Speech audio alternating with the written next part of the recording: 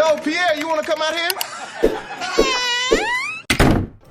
Treatment of humanity that I've ever witnessed. She allegedly kept her stepson trapped inside this home for 20 years. When rescued, he weighed just under 70 pounds and was 32 years old. Now she is under arrest, and there are major questions about the failures that would allow this to happen. We're on the case presented by Law and Crime. I'm Chris Stewart.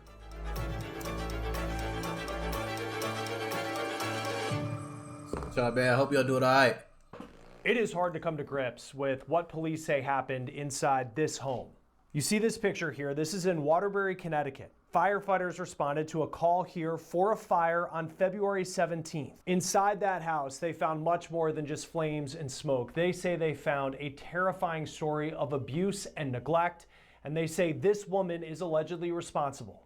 This is Kimberly Sullivan. Here she is in custody. Police say that she held her stepson captive for 2 decades inside that home. Police say the man was kept in his room for 22 to 24 hours a day. Before I get into any more of the disturbing details of what allegedly happened in this home, let me lay out the timeline of the night that authorities responded to this fire. Let's begin with the 911 call that we just received. Oh my God. 911, it's 2 Blake Street. What's the address? Please hurry. It's 2 Blake Street. There's a fire. Okay. Oh my God. Blake There's Street? a fire. I'm trying to... Ma'am, what's 2 up Blake there? Street. The TV, I don't know. My son, a stepson is in his room, and I don't know. He did something with the TV. I was sleeping. I fell asleep. See flames or smoke? Yes. Come on, Steph. Come on. Okay, can you get... Yes, we need an ambulance, please. Okay. Please, we need an ambulance. Ma'am, all right, you said something's on fire and now you need an ambulance. What's going on there? Yes, his room. The TV in his room. Did he get injured? Is he on fire? Yes, he's injured. Please send the ambulance. Ma'am, I'm going to send the ambulance. I need to know what's going on and why they're going out there. Where is he injured? I don't know. He's kind of, I don't know. I don't know. He's kind of passed out. He's out of it. Please. Okay, what's your phone number just in case we need to give you a call back? Please. Okay, is the fire out, ma'am? No, it's not. Please. I'm trying to. I understand, ma'am. I'm trying to get information on what's going on there. Oh my God, it's like all the power in the house is out. I don't know if it blew a fuse. Okay, ma'am, just get out of the house, okay? Yes, I'm going to call my daughter. All right. Oh my God. Here's the newly released body cam video of what authorities found when they arrived. Yeah, let's see that.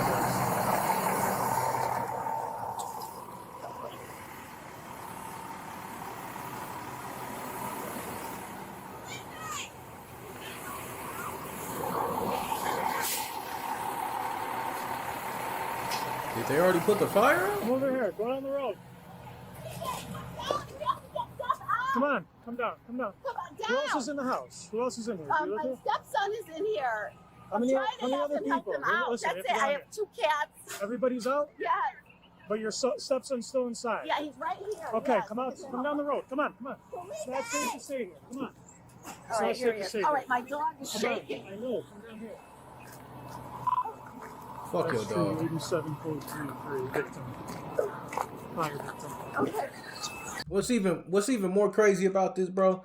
The fact that this bitch has the nerve to sit here and cry and whine and complain over the phone and really do all of the theatrics to make it seem like she genuinely gives a fuck about her stepson, but she's been holding this nigga captive for 2 decades.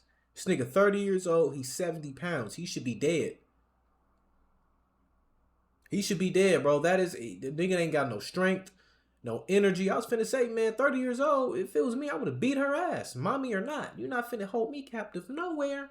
Not doing it. 70 pounds, malnourished, for 2 decades? Yeah, he don't have an ounce of strength or energy in his body. Come on. My 80 dog seconds right here. This is insane. I know. Come on. I'm coming. You're seeing it. Got one victim right here. Bitch look just like her dog. I need to stay over here. That's something that I do notice about white people sometimes. No disrespect. Some of y'all niggas be looking dead like y'all dogs. And I don't know if y'all do that intentionally or what, but a lot of white people look exactly like their dogs. Like, I know a lot of white people It's like, bro, if you were an animal, nigga, you would definitely be like a German Shepherd or a Husky or some shit. What you just saw there at the Pug. end of the video was the victim, the stepson, being taken to the hospital. According to the arrest warrant affidavit, a Waterbury police officer described the stepson, known as male victim 1, or as we will call him, MV1, as emaciated. His hair matted and unkempt, was very dirty, and his teeth all appear to be rotten. Days later, in the hospital, MV1 would speak with police officers and give details of what he says life was like over the last 20 years. Before I go into the details of that, here's what the Waterbury police chief said about what you're about to hear. This video is from the news conference courtesy of WVIT-TV in Connecticut. Because frankly, what was being reported was unfathomable to us at that point in time. Through those investigative meetings and through search warrants, we were able to seize physical evidence and conduct interviews and dig up some more information that corroborated the victim's story. This is the Law and Crime Legal Alert. Did you know that children are being diagnosed with serious conditions like type 2 diabetes and non-alcoholic fatty liver disease? And research is potentially linking ultra-processed foods to these outcomes. Our partners at Morgan & Morgan are stepping in to fight. Another thing I hate with these fucking channels, bro, I'm not going to say this shit to say like my channel is perfect or anything of that nature, and this isn't any hate, but I hate when they do this shit. Y'all are going to throw this fucking weak-ass ad right in the middle of this gruesome-ass story. They be talking about people be getting their head chopped off, shot up 100 million times. They be getting blown up. Regardless of how fucked up the story may be, Morgan & Morgan gonna get they ad in. To hold food companies. Like, why not do this shit like in the beginning, bro? Like, why cut the video in half and put your fucking ad in the middle of it like this? They have I don't know, bro. I don't decades of like experience of standing up to big corporations, and they are ready to stand up and fight for. He was pulled out of public school in 2004 when he would have been around 12 years old. When asked about his earliest memories, MV1 said he would sneak out of his room at night to eat and drink, and when it was discovered that he was doing that, he was locked in his room. He recalled drinking from a toilet because he was only getting 2 cups of water a day. MV1 detailed a life being allegedly held captive in this home by Kimberly Sullivan, who allegedly locked him in his room and would only let him out to do chores. Anytime he would be let out and be around someone, he wouldn't speak about what his life was like inside the home out of fear of being locked down even longer. Police say MV1's dad lived in the house until he died in January 2024, and he was confined to a wheelchair. Then, MV1's captivity got allegedly more restrictive. MV1 said that he would have to go to the bathroom in a bottle and on newspaper. There are so many horrifying details after the husband died affidavit that we read through, but this part in particular stood out to me when you try to comprehend what this man says his life was like for 2 decades. MV1 says that he was occasionally allowed to watch TV on the weekends, and once he had a black and white TV in his room, but then that stopped working. He said he would listen to University of Connecticut basketball and NASCAR on the radio near his door to be able to keep track of what year it was. He said he wasn't allowed to have friends, and the only time he was ever allowed to have fun was Halloween. The last time he was allowed to go trick-or-treating, according to CNN, was when he was 12 years old, and his last costume was a firefighter.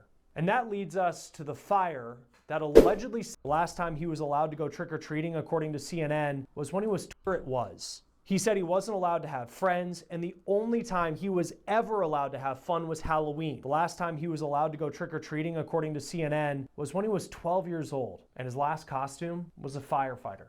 And that leads us to the fire that allegedly set him free. MV1 says he set the flames himself. He says that he used a lighter that he had taken from his now deceased father a year prior, and he used printer paper and hand sanitizer. He told police that he read that hand sanitizer was flammable. MV1 allegedly told Sullivan the fire started because his radio malfunctioned, and then she let him out of his room, but she also demanded that he wash his face before he escaped out of fear that firefighters might notice his appearance. Then the final line of that paragraph hit me in the chest when I read it. It states that MV1 said he laid on the floor with the fire in the house as smoke was going through the home, knowing that firefighters would be forced to get him, believing it was the only way out of his situation. Then he was taken to the hospital where he is now recovering and then had the conversation with police. According to the affidavit, MV1 stood at 5 foot 9 inches tall and weighed 68.9 pounds.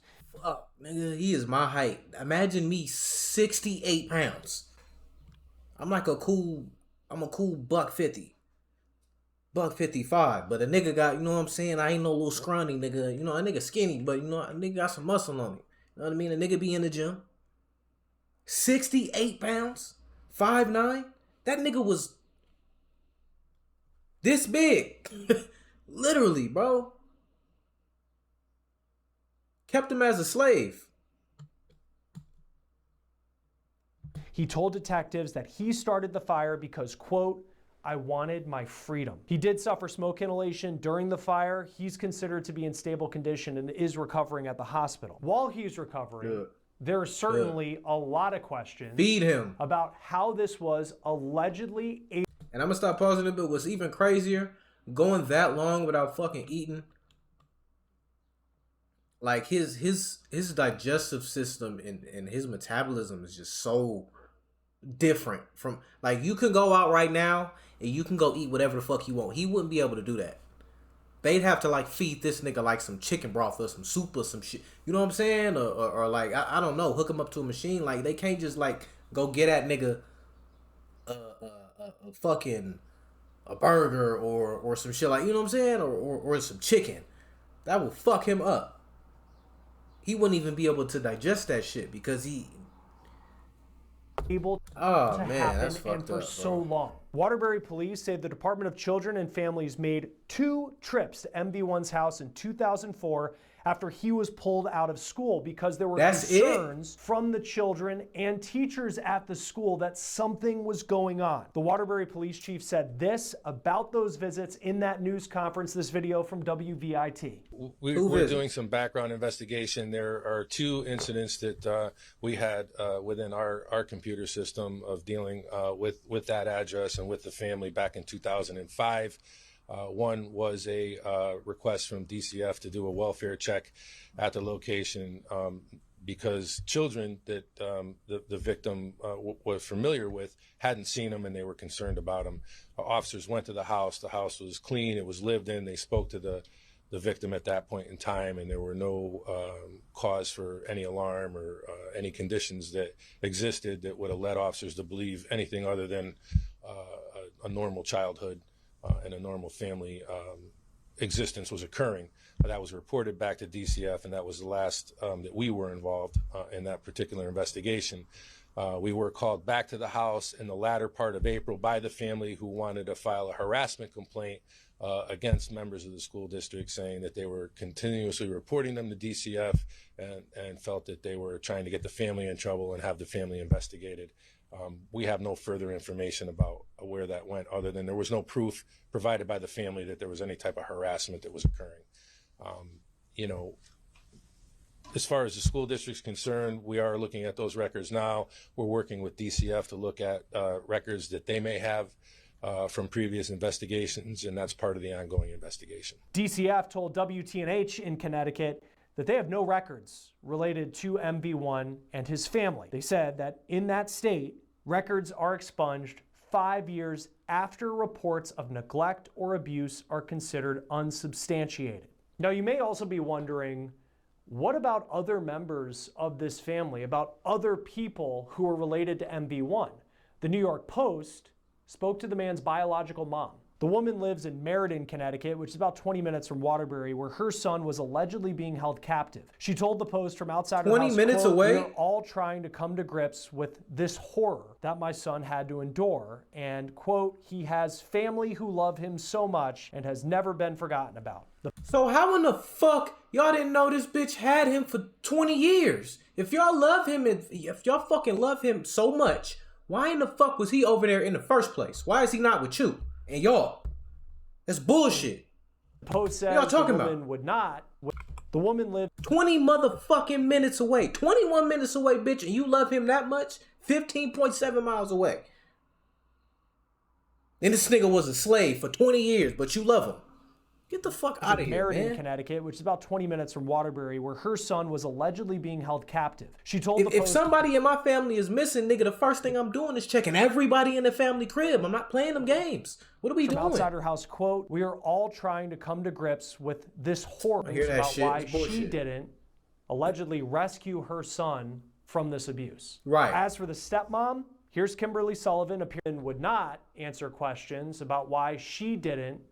Oh, she wouldn't answer questions. That's what he And, said? quote, "He has family who love him so much and has never been forgotten about." The Post says the woman would not answer questions. Fuck that Here's bitch. what her first degree, kidnapping in the second degree, unlawful restraint in the first degree, cruelty to persons, and reckless endangerment in the first degree. Here is what Man, kill her. Man, bring back the penalty, man. Kill her, man.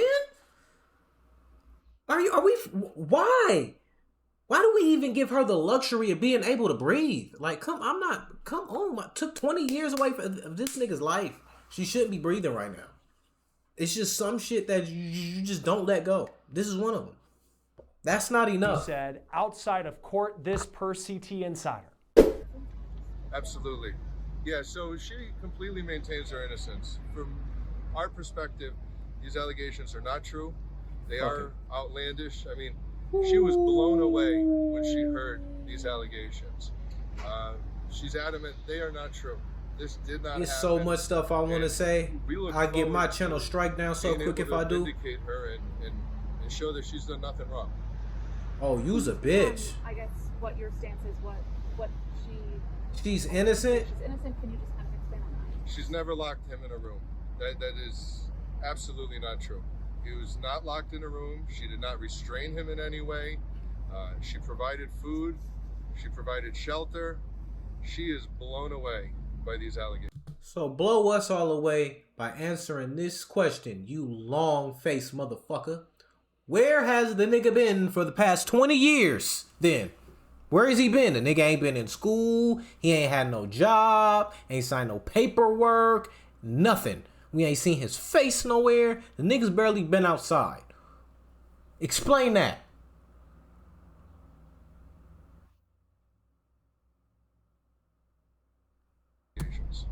Blow us away. It is shocking, and what's more shocking to me is someone can be falsely accused of such a thing.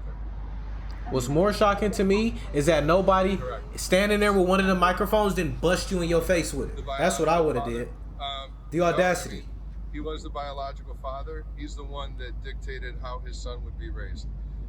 We think. Oh, I forgot about him. That's why he was there. She's not the villain she's being made out to be. Absolutely not. You mentioned that the allegations were being corroborated. So the dude that died was the biological dad, and that's the reason as to why the son was there. So the entire time the son was getting mistreated, the woman, the mom, the biological mom hadn't seen her son in 20 fucking years. That's what I'm saying. But you love him so much, and How are the allegations really being run? Well, the allegations seem to be based on the words of one individual and one individual alone. I did not see anything in the warrant to indicate any independent evidence to corroborate these allegations. So we'll see how they stand up at trial. I do anticipate a trial in this case, given the shocking nature of the allegations. She's adamant. She's done nothing wrong.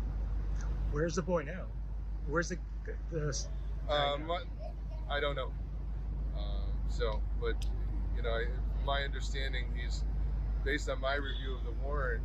There was no other person to corroborate any of the claims that were made, and we'll, at the appropriate time, we'll get into the motivations and the credibility of any witness. Sullivan was held on $300,000 bail, and she was able to post that. So she is free right now as this case continues and her stepson recovers in the hospital. Her next court date is reportedly March 26th. The city of Waterbury and the community are now trying to help this stepson as he recovers in the hospital and faces a long path ahead when it comes to recovering from what allegedly took place. This is a GoFundMe page that the police department linked to on its Facebook page. It's being run by a nonprofit called Safe Haven of Greater Waterbury, and at the time of this recording, it has raised more than $90,000. That's cool and all, but no amount of money is gonna get back the 20 years that he lost out of his fucking life. And I guarantee you, he probably don't give a fuck about that money. He is going to be fucked up forever. Talk more now about a really difficult story is Marion Bracha, practice 87 professor of grand law ain't at Temple enough. University and a former prosecutor. Thank you for taking the time to be with us. I know you in your career, you've worked some really difficult cases. For him, at least. What reaction did you have when you first learned about what police say happened inside this home for 20 years? Well, first reaction is it sounds like a house of horrors. It sounds like something out of a horror film. It sounds like something out of a Stephen King novel. It's almost something that doesn't seem real. But then when you hear the physical condition that the survivor was in, that the male victim was in, you know that it is all too real, and there is actually physical evidence of what he endured for all that time. How common are, I know this, and we've heard from law enforcement that have said, with a cross around her neck. This is what I don't fucking get about people. With a cross around your neck, you believe in God, Jesus, right? And okay, so would he fucking approve of this?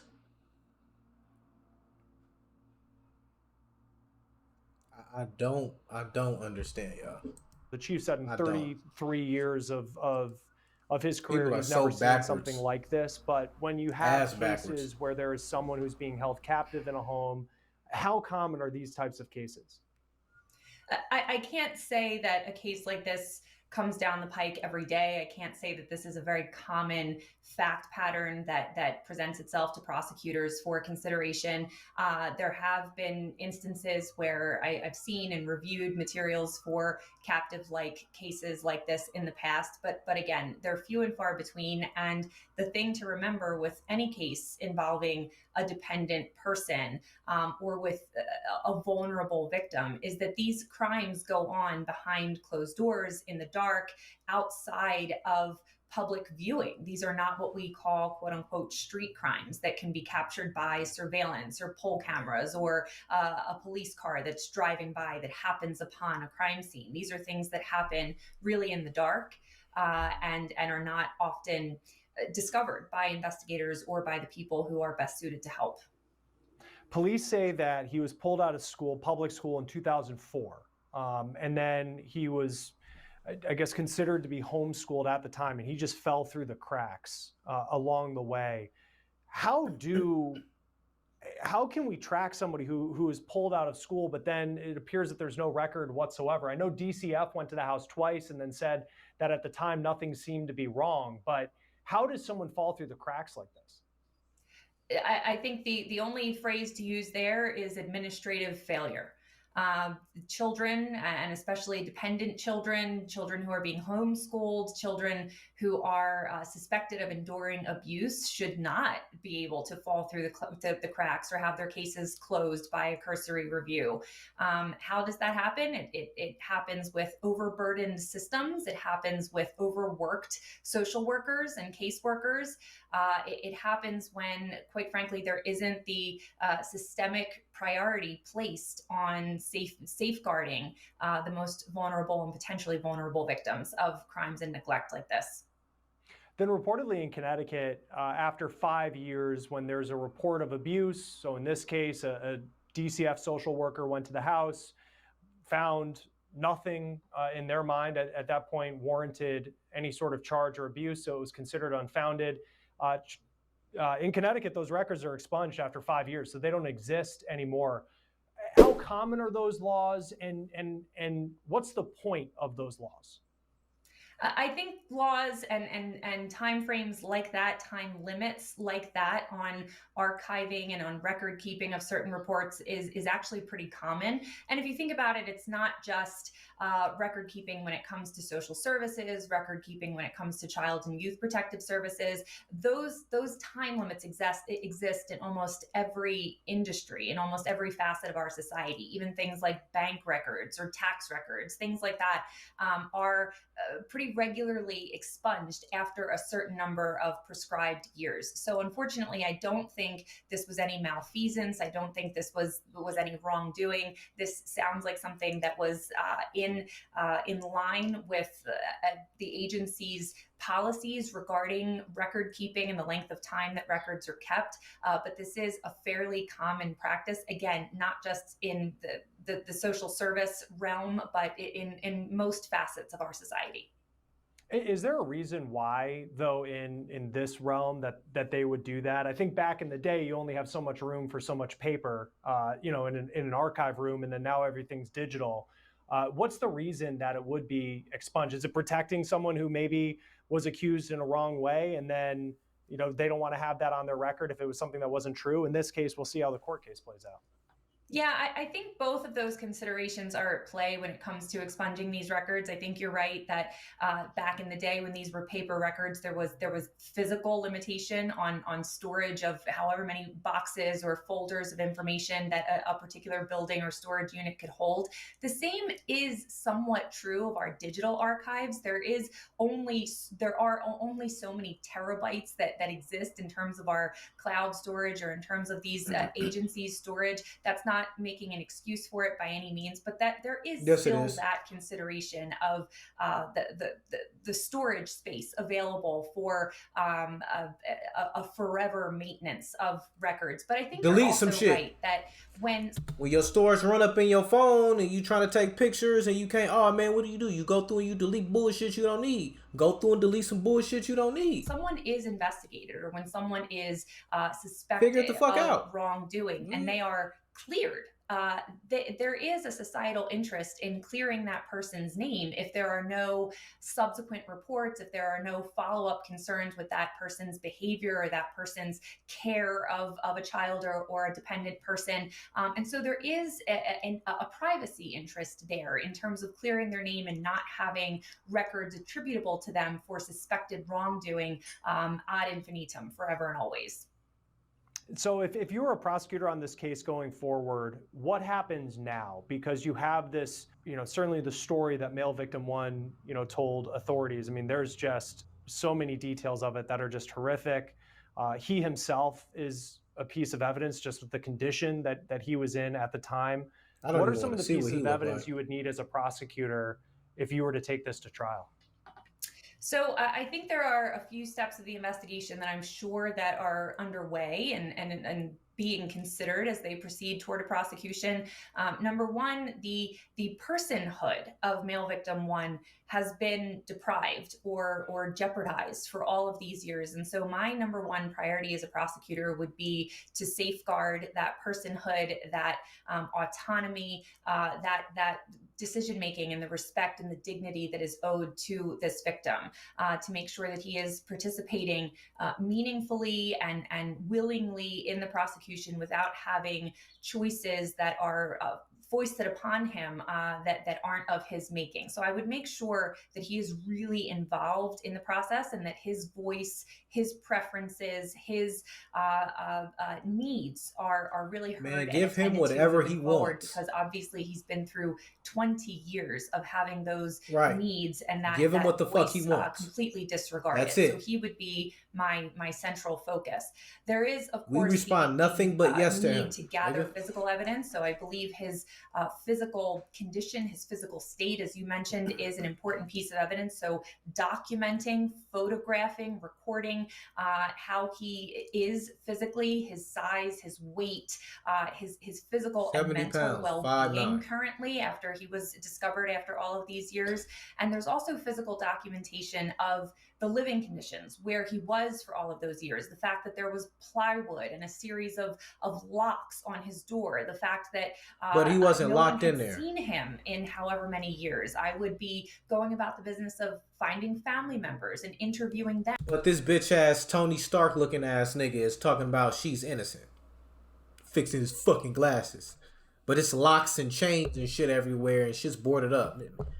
Asking them about their That makes involvement sense. with the family, with the defendant in this case, the caregiver, or the should have been caregiver, to find out when the family member's access was restricted to this male victim, when the last time they saw him, and what the circumstances of that, of seeing him were. So I'd really be trying to get a holistic. Your journey to better health just got faster. From March 15th to 31st, join the Y with a $0 view of this person's experiences and living situation, or I should say surviving situation over the past 20 years. And you piece that together with physical evidence, with documentary evidence, with photographic evidence, and certainly with narrative evidence of those closest to him, or purportedly close to him, or close to the family. I look at her defense, and her attorney was pretty defiant outside of court, saying that she is completely innocent and we're going to prove this wrong. A lot of things that you would expect a defense attorney to say, especially early on in the case. I feel like punching him I in think his one chin just for argument saying that it. she is going to make is that Right in his chin. he could have left at any time. He didn't talk in the case about any sexual abuse. He said there was one instance of physical abuse. I think it was slapped years ago. He says that had happened. But other than that, it wasn't. Doesn't make it any less. Physical abuse case, at least.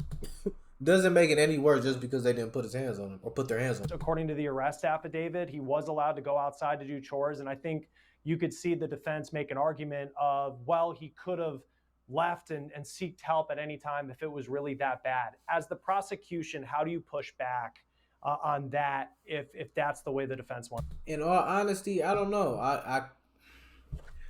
A nigga like me, man, you're not kidnapping me. You're going to have to kill me. I'm not fucking allowing you to take me nowhere. I'm a fight kick unless you knock me out and I wake up somewhere. Then you did your thing. But other than that, you're going to have to murder me. And I'm not gonna. I ain't saying that like I want it to happen. But if somebody comes to the crib, I'm letting them know. When DCF came to the crib, I would have told them in front of them, hey, they're mistreating me. They have me locked in there. Go in there and look at that room. Call the police right now. Call the police. And if whatever happens, happens. But I'm not finna be kidnapped nowhere. Like, I can be scared. But nigga, I ain't gonna be that scared to just not do nothing. So I don't know. You know, you gotta look at it at a different perspective too. Being 5'9", 68 pounds. Physically, it ain't nothing that you can do, but you got to open up your mouth. They didn't have a lot of visitors. He had times where he could take advantage, and he chose not to because he was scared. But that wouldn't have been me, bro. Wants to do. So the pushback that I would have grabbed a knife or something is to really focus on the psychological harm, which is not just something that exists in one's mind, as it were. It's not just something illusory or imagined.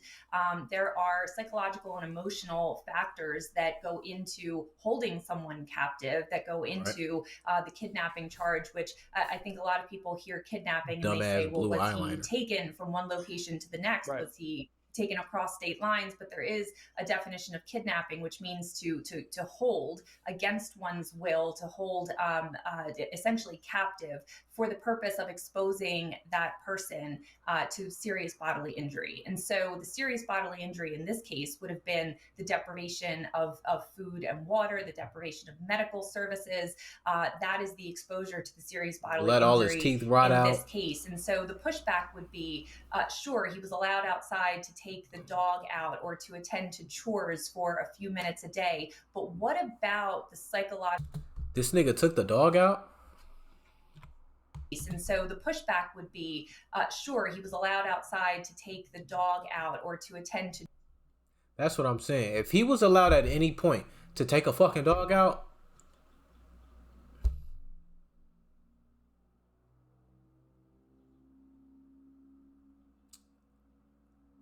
scream. Yeah, man, I would have figured something out. That's what I'm saying. This nigga had chances to escape. But at the same time, I've never been in this position to where I've been 68 pounds and been held captive against my will. But I'm just saying, man, they would have had to do something to me. To chores They would have for had to do a something few to me, minutes bro. a day. But what about No. the psychological trauma that had gone on for decades before, and for all of those decades ongoing, that communicated to this male victim one, if I leave or if I try to leave, is there a greater harm that will come so to be me it. than So be it. submitting or succumbing to this captivity? And So be that it. is really something that needs to be explored and explained to the jury, that holding this male victim captive for all of these years in the conditions that he was kept in really deprived him of the ability to make that choice, the ability to say, well, I'm just going to walk away from this, because in a victim's mind like this, that choice just doesn't exist. I imagine too for the defense, and I don't envy the job of a defense attorney in this case, because it's there's such you're pushing back on a story that is just, it's so horrific. Blatant. And I imagine if Blatantly this horrific arrest affidavit was put up in court where they're talking about how he listened to UConn basketball games, so he was able to keep up with the what year. year it was, that would be really effective to a jury. How else do you see the defense potentially pushing back on the horrific allegations that are being made against their client? Imagine being a nigga that play at UConn listening to that. Aside from the condition, the physical condition of one of y'all fans was keeping a son hostage in a room. In his 30s and weighed only 70 pounds, and the fact of his living situation, the fact that there was the plywood across the door and the locks on the door, I could imagine a defense putting forward a story or a version that perhaps the danger was coming from the victim, and that these steps, these lockdown conditions that were put in place to keep him in captivity were actually put in place as a safety mechanism or a defense mechanism by the defendant. So I would anticipate the defense to explore and That's not a fucking possibility, because regardless of that, you're still holding someone against their will. You, parent or not, you don't have the fucking right to lock someone in the room against their will. You're not a warden. You don't work at a prison. This isn't a facility.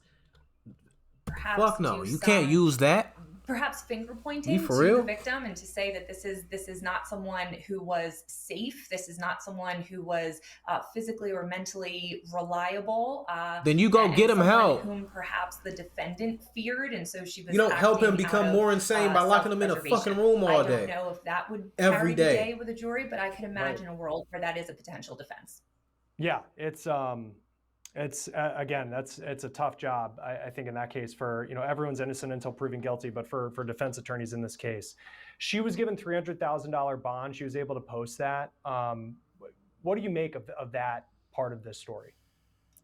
In most jurisdictions where charges have no available bail, ordinarily that charge would be homicide. So in most jurisdictions, in most states, most criminal offenses do have a bail amount that is available to a charge. Remember that bail is not intended to be a punishment. Bail is intended to secure a defendant's presence and participation in the criminal case, in the prosecution. So if there is no indication that this person is a flight risk, if there's no indication that this person has previously left town or gone on the lam, the fact that she has private counsel is also something that is taken into consideration. She has already invested in her defense, so she is putting out evidence or an indication that she intends to fight this case, which also makes it more likely that she will appear in court. So the availability of bail is not a surprise to me, because there is, fortunately... This bitch looks like a clown. Who in their right fucking mind will wear blue eyeliner and red lipstick? You're a moron. Homicide charge here. But at the same time, there would be conditions attached to her bail, things like a stay away order. She will likely be ordered to have no contact with the male victim. She will certainly be instructed that she's not to have any contact or attempt any contact with other prosecution witnesses. If there are family members who are sought to be interviewed or testify on behalf of male victim one.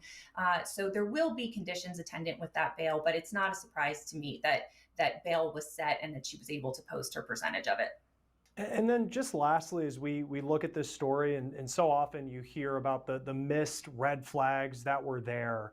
And in this case, you had DCF that in 2004 We don't know what the condition of the home was in 2004, but apparently it wasn't reaching the level that they needed to do something, though people were concerned about it. When you look at the system as a whole, what can be done, just from your career and your experience, what can be done to prevent these cases where these red flags are missed from happening? Well, my number one question would be, after 2004, when this person was still 11 years old and was ostensibly being homeschooled until the age that they could have declared emancipation or declared independence and left the situation of formal education, where was the state? Where was the oversight? Where was anyone making sure that homeschooling was actually being done, that he was being cared for? Right. Because you bitch ass niggas only pulled up twice out of 20 fucking years. Y'all pulled up twice, only 2 times. So out of and that he was in a how does that happen? And, if not loving, at least educational environment. I think if there had been some oversight in terms of what condition his homeschooling or his alleged homeschooling situation like they pulled this nigga out of school as a senior in high school, like, and perhaps the sad state that he was surviving in would have come to light much sooner. Yeah, it's a horrific story, and there's going to be a lot of questions that will continue on as this case and investigation continues as well. Marion Bracha, always great to have you on Law and Crime. Thanks for being here.